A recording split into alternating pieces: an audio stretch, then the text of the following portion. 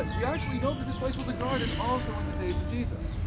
Back then, though, it was a garden very different from the one you see here right now, because it wasn't an ornamental garden, a garden just for beauty's sake.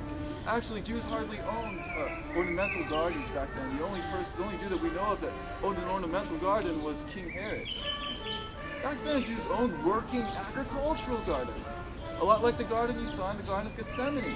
The Garden of Gethsemane was a working agricultural garden where they grew olives to produce olive oil. This garden was a vineyard where they grew grapes in order to produce wine.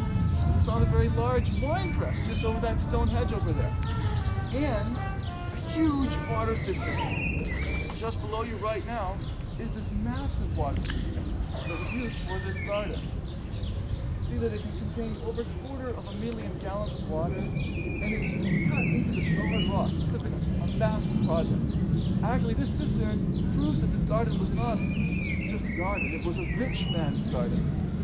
And in this rich man's garden, we also find an ancient Jewish tomb cut into the rock. A tomb that would have been appropriate for a wealthy man. So in every way, this place seems to fit the description in the Gospel according to John for where Jesus was buried.